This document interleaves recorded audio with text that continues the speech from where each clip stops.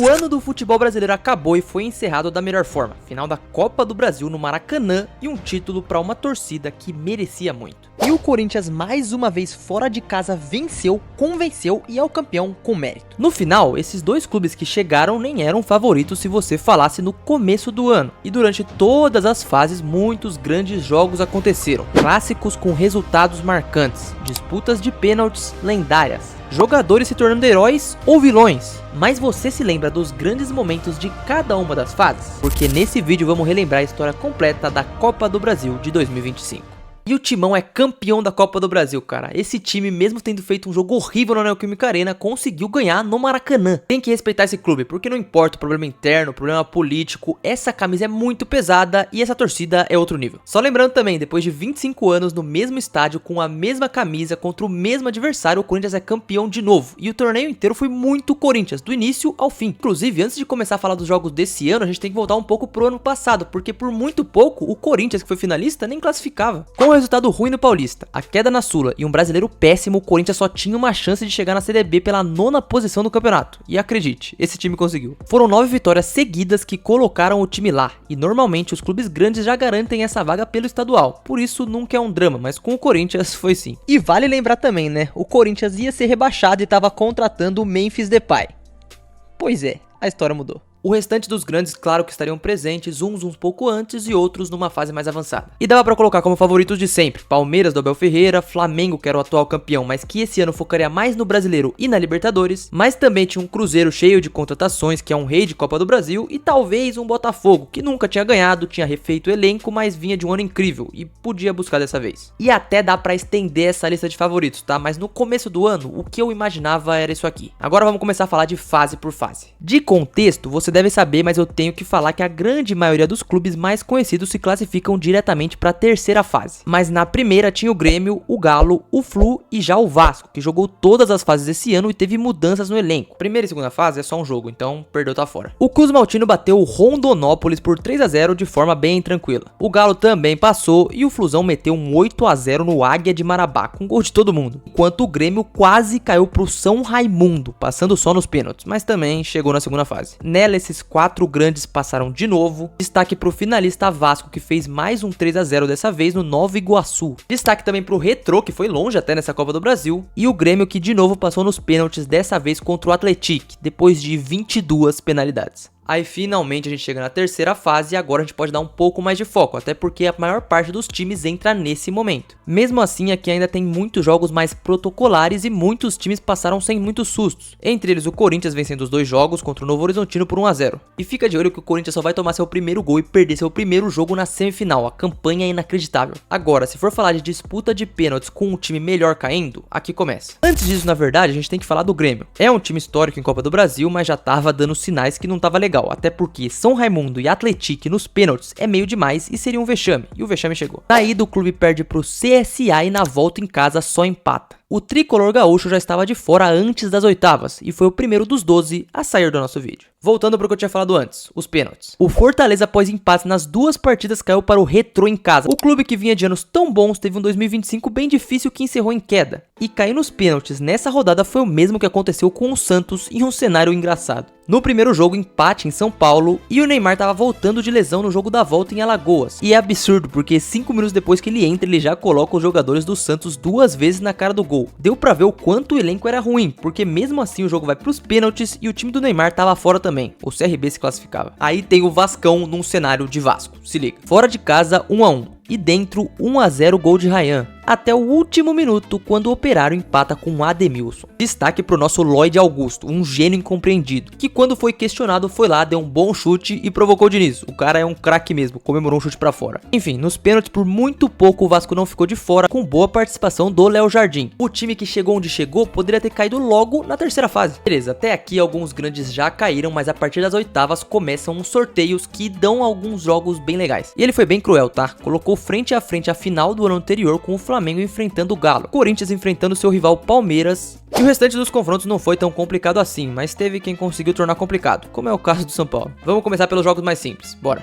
O Bahia bateu o Retrô na soma dos placares, ganhou em casa por 3-2 e empatou fora, mas estava classificado. O mesmo vale pro Vasco, que empatou fora com o CSA, mas em casa venceu por 3-1 e iria às quartas. E o Botafogo passou bem pelo Red Bull Bragantino, com no jogo da volta um baita passe do Danilo pro gol do Savarino. 2 vitórias e uma boa classificação. Agora, os que foram mais complicados. Um que não era pra ser, o Cruzeiro pegou o CRB e em casa empatou em 0-0, tendo que ir pro Alagoas, assim como o Santos, buscar o resultado. Na volta acabou que venceu por 2-0, mas o último gol foi nos acréscimos, e antes disso o Cássio pegou um pênalti. Então por pouco não rolou um empate, um time que fez um ano tão bom poderia também parar ali. No embate do Fluminense, a vitória fora no primeiro jogo foi muito boa, enquanto no Maracanã rolou um empate depois do Inter entregar um gol bizarro que o Canóbio aproveitou. O Flu estava classificado. Como disse antes, o São Paulo, que contra o CAP, o tricolor conseguiu ganhar no jogo de ida, e era um time que estava no meio da tabela da Série B em crise. Eles só cairiam no jogo da volta se acontecesse algum desastre. Pois é, né? Aconteceu. Rafael conseguiu ser expulso com 4 minutos em um lance polêmico, que gerou até algumas dúvidas e entrou o temível Jandrei, o goleiro reserva mais caro do país. O CAP conseguiu um gol e assim levar para os pênaltis, onde converteu as primeiras 3 cobranças, enquanto o São Paulo perdeu logo 2 de uma vez. Aí mais um momento assim genial de um jogador questionável. O Jandrei foi lá e resolveu bater o terceiro pênalti, o que não fazia sentido nenhum, porque se ele fizesse o time já estava eliminado, e se ele perdesse ele ia ficar como culpado. E o que aconteceu foi exatamente isso, ele bateu e perdeu. São Paulo foi eliminado para um time que na época estava no meio da tabela da Série B, e o Jandrei meio que encerrou a sua passagem pelo clube ali, já que ele foi emprestado pro Juventude logo em seguida. Resta falar de Galo e Flamengo, Corinthians e Palmeiras. E qual que era a expectativa? Bom, em teoria os favoritos eram Palmeiras e Flamengo, mas Copa do Brasil é Copa do Brasil. Passaram Galo e Corinthians. No caso do Galo, um pouco mais sofrido, o clube não vinha jogando bem e, pra ser sincero, não vinha jogando bem o ano inteiro. No jogo de ida no Maracanã, uma surpresa muito grande, vitória por 1-0 muito bem no gol do Coelho. Enquanto o Flamengo, que vinha de sua grande janela do meio do ano, promoveu a entrada e estreia de um Samuel Lino que incendiou quando entrou. E no fim do jogo, um grande personagem do confronto se criava, o Alacian, que saiu de campo brigando com todo mundo, trazendo muita expectativa pro jogo da volta. E com toda a sinceridade do mundo, o primeiro tempo do Flamengo em Minas foi um massacre. E mesmo num jogo decisivo, o Flamengo entrava com um time misto, o que é meio inexplicável. O próprio Arrascaeta tava no banco, o que não mudou nada, porque podia ter feito pelo menos 2 de cara. Acabou sendo só um numa bela jogada do Cebolinha no minuto 21, mas o jogo foi equilibrado no segundo tempo. O Galo também chegava e na sua casa o Atlético levou o jogo pros pênaltis, e aqui, roteiro de cinema. Os dois times vinham convertendo até Júnior Alonso perder, mas o jogador que tinha acabado de chegar, Samuel Lino, perdeu também. E o Alacian, que criou todo o tumulto no jogo de ida, isolou sua cobrança. E na última do Atlético, Everson converteu.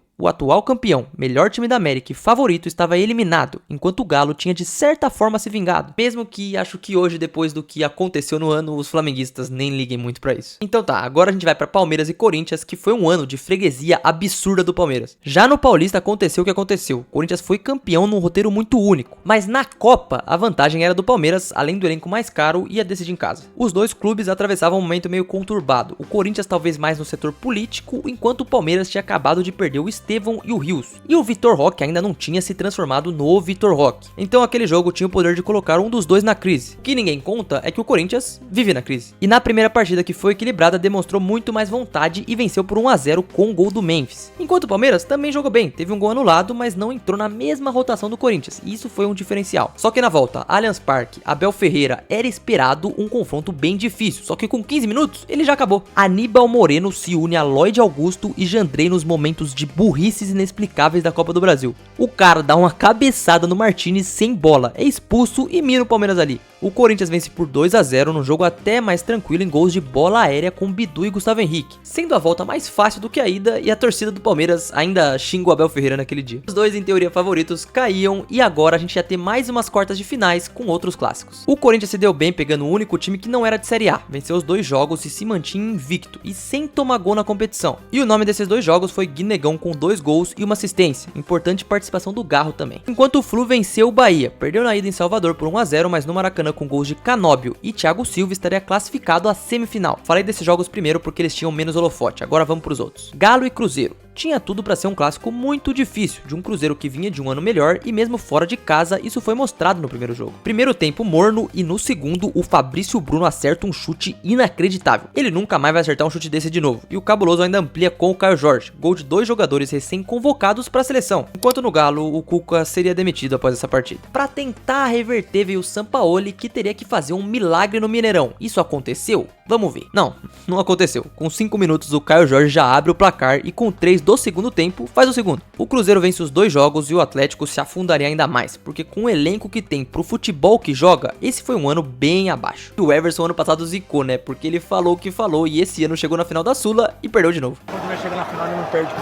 Vasco e Botafogo agora é o jogo da vez, na ida 1 a 1 em São Januário, colocando o Botafogo como extremamente favorito. Mas pra volta, o Cruz Maltino soube jogar o jogo. Abriu o placar com Nuno Moreira e o empate veio com Alex Telles. Aquela partida seria resolvida nas penalidades. E no futebol, algumas leis funcionam. Uma delas é que quando você faz um gol no tempo normal, na disputa de pênaltis, você tem uma tendência a perder. Das cobranças de cada time, o único que perdeu foi o Alex Telles, que seria o especialista. E quem converteu o último foi um recém-chegado no Vasco. Importante eu ressaltar que teve um tempo muito longo entre algumas fases de Copa do Brasil. E para essas quartas, o Vasco teve vários reforços que mudou o time ao longo do ano. E um deles foi o Robert Renan, que tem sua história com pênaltis, mas ali deixou o seu e colocou o Vasco em um outro clássico na semifinal. Ele foi uma das adições importantes. Os 4 restantes eram o Cruzeiro como principal favorito, já que tinha jogado o melhor futebol no ano. O Fluminense, que trocaria de técnico e chegaria muito bem com o Zubeldia. O Corinthians, que fez um brasileiro abaixo, mas tinha um retrospecto absurdo na Copa do Brasil. E o Vasco, que chegaria mal após muitas derrotas, mas é um time que não se pode desacreditar, tanto pro mal quanto pro bem. E com as mudanças do calendário, essa final seria jogada somente pro final do ano. E bom, como teve todo esse tempo de espera, eu vou aproveitar aqui para pedir para você deixar o seu like e se inscrever aqui no canal. Tentei entregar esse vídeo o mais rápido possível depois da final e por isso ele teve várias versões, então deu trabalho. E se você já tá inscrito é só continuar me acompanhando, se não, por favor, clica aí. Como eu disse, teve um espaço de tempo muito longo entre as quartas e as semis, e isso foi muito importante para como cada um desses times chegaram. Até por uma questão de lesões, o próprio Corinthians não teria o Carrillo jogasse antes, mas eles se recuperam e voltam bem a tempo. E também teve tempo de jogos importantes no Brasileiro, Cruzeiro e Corinthians, por exemplo, que foi um chocolate azul, mas que o mesmo Carrillo que eu citei antes já provocou no Instagram. Os dois se reencontrariam em breve. Enquanto o Fluminense, como eu falei, jogou as quartas com Renato Gaúcho. Mas nesse meio tempo caiu na Sula, trouxe o Zubeldia, que encerrou o ano muito bem, metendo até um 6 a 0 no São Paulo. Enquanto o Gigante da Colina terminou o brasileiro com 7 derrotas em 8 jogos. Em retrospecto, talvez o que chegou pior, mas em Copa do Brasil isso não quer dizer nada. E até aí, Cruzeiro e Fluminense poderiam até ser considerados favoritos, mas Copa do Brasil tem todos os imponderáveis também. Em que o Corinthians é uma força da natureza, com uma torcida que faz a diferença dentro e fora de casa. Além de um elenco que joga quando quer também, né? Porque como eu falei, perdeu de 3 a 0 pro Cruzeiro no Brasileiro e na Copa do Brasil teve uma postura totalmente diferente. Sim, foi um gol polêmico que pegou na mão do Memphis, mas ninguém viu naquele momento. Só que no jogo inteiro a parte defensiva soube anular muito bem, principalmente o Matheus Pereira e o Caio Jorge. E a gente já volta pro segundo jogo, vamos agora pro Maracanã. Em um jogo que o Vasco foi muito bem, o Flu jogou melhor por 20 minutos até fazer o gol. Mas no segundo tempo, o Vasco empatou com o Ryan e nos minutos finais, numa jogada de resiliência do próprio Ryan, veio o gol do Verratti. Do time que buscou mais, que mereceu mais, o Vasco, após várias derrotas no Brasileiro, ia pro segundo jogo no Maracanã em vantagem. E essa Copa do Brasil sozinha no final do ano foi muito legal, tá? E eu sou a favor de manter isso, porque, por exemplo, no domingo que teve os 2 jogos da semifinal da volta, foi muito bom. É óbvio que os jogos ajudaram, mas foi muito emocionante. A Arena, um Corinthians totalmente diferente do de Minas no primeiro tempo, que perdeu a vantagem e chegou a ficar atrás no segundo com 2 gols do Arroio. Mas a partir do momento que deixou de ser favorito, de novo acordou. Gol de Matheus Bidu, várias chances de ter já virado com bike no travessão e outra bola na trave. E nos pênaltis é aquilo, o Hugo Souza é um monstro e o Gabigol enterrou sua história no Cruzeiro, que a gente não sabe os próximos capítulos. Uma história que parecia que foi escrita à mão, com Cássio do outro lado e muita personalidade do Bidon também, que nesse fim de ano se provou um jogador cada vez melhor. Do lado do Vasco e Flu, de novo no Maracanã, uma bela festa da torcida pros dois lados. Um gol contra do PH que acabou atrapalhando o jogo dele, ficou muito nervoso. Mas no restante da partida o Vasco conseguiu jogar também. O Fábio foi genial, fez algumas defesas, enquanto nos pênaltis quem perde o primeiro é o Vasco. Mas o Léo Jardim logo recupera a confiança, pegando do John Kennedy. Depois teve Coutinho colocando no ângulo, uma cobrança horrível do Canóbio e na última, Pumita decidindo. O Vasco do Diniz estaria classificado e os dois não favoritos estariam na grande decisão. Aí começa todas as apostas do que poderia acontecer. Eu até fiz um vídeo aqui no canal falando do retrospecto, mas no final isso não importou em nada. Isso porque tiveram alguns problemas também. O Corinthians chegava com 8 pendurados pro primeiro jogo e tinha o fator cansaço pros dois lados, porque eles jogaram domingo e depois na quarta quarta foi muito pouco tempo de descanso para uma intensidade tão alta. E até por isso a primeira partida foi tenebrosa. O Vasco foi bem melhor que o Corinthians sim, e pelo que se propôs, voltou pro Rio com um baita de um resultado. E no Maracanã, aconteceu o que aconteceu. Em uma Copa do Brasil cheia de times estruturados e com muito gasto no ano, o campeão não foi nenhum deles. Deu o Coringão. Mesmo empatando em casa quando era o favorito, esse time provou mais uma vez que quando ele é favorito, ele não funciona. Porque quando se desafia o Corinthians, ele se prova a força da natureza que ele é. A torcida do Vasco fez uma baita festa, mas quem abriu o placar foi o Corinthians, numa bolaça do Mateuzinho. O Yuri Alberto, que é outro que foi muito criticado no ano, foi lá e fez o gol. Perdeu o outro, mas fez uma boa partida, tanto que ele deu outra assistência. Só que não dá pra dar o crédito da assistência só pra ele, até porque a jogada que o Bidon fez é impressionante. E um moleque de 20 anos foi um dos heróis desse título.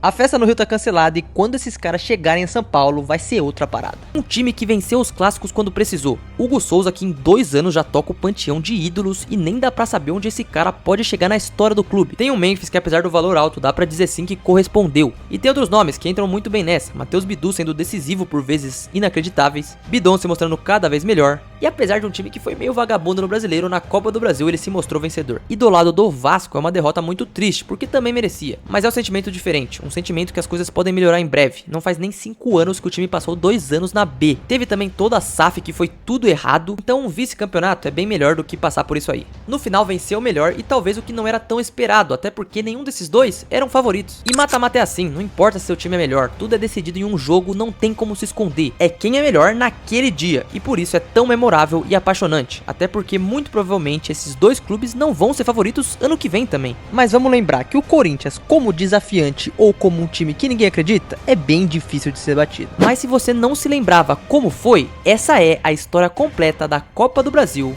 de 2025.